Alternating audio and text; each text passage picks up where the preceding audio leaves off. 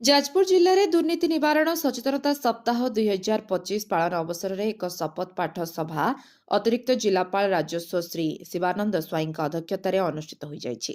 ଏହି ସଭାରେ ଅତିରିକ୍ତ ଜିଲ୍ଲାପାଳ ଶ୍ରୀ ସ୍ୱାଇଁ ଉପସ୍ଥିତ ସମସ୍ତ ଅଧିକାରୀ କର୍ମଚାରୀମାନଙ୍କୁ ସଚ୍ଚୋଟତା ଓ ନିଷ୍ଠା ସହିତ କାର୍ଯ୍ୟପାଳନ ନିମନ୍ତେ ଶପଥ ପାଠ କରାଇଥିଲେ।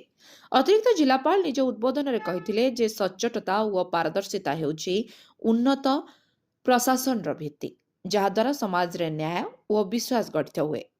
ସମସ୍ତେ ମିଳିମିଶି ଦୁର୍ନୀତି ରୋକିବାରେ ସଚେତନ ହେଲେ ଏକ ସ୍ୱଚ୍ଛ ଓ ଉତ୍ତରଦାୟୀ ପ୍ରଶାସନ ଗଠିତ ହେବ ବୋଲି ସେ କହିଥିଲେ।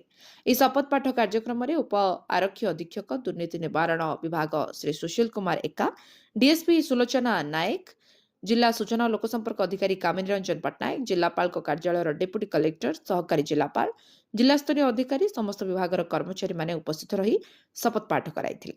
ଦୁର୍ନୀତି ନିବାରଣ ସଚେତନତା ସପ୍ତାହ ପାଳନ ଅବସରରେ ଆଜି ପୂର୍ବାହ୍ନରେ ଦୁର୍ନୀତି ନିବାରଣ ବିଭାଗ ପକ୍ଷରୁ ଏକ ସଚେତନତା ରଥକୁ ଅତିରିକ୍ତ ଜିଲ୍ଲାପାଳ ଶ୍ରୀ ସ୍ୱାଇଁ ପତାକା ଦେଖାଇ ଶୁଭାରମ୍ଭ କରିଥିଲେ। ଏହି ରଥ ଜିଲ୍ଲାର ବିଭିନ୍ନ ସ୍ଥାନ ଭ୍ରମଣ କରି ଦୁର୍ନୀତି ବିରୋଧରେ ଜନସାଧାରଣଙ୍କୁ ସଚେତନ କରିବା ସହ ନୀତିପରାୟଣତା ଓ ସଚ୍ଚୋଟତାର ବାର୍ତ୍ତା ପ୍ରଚାର କରିବ। ଯାଜପୁର ଅଭିମନ୍ୟୁ ମିଶ୍ରଙ୍କ ରିପୋର୍ଟ, ଲିଭ୍ ଲାଇଭ୍ ଓଡ଼ିଆ।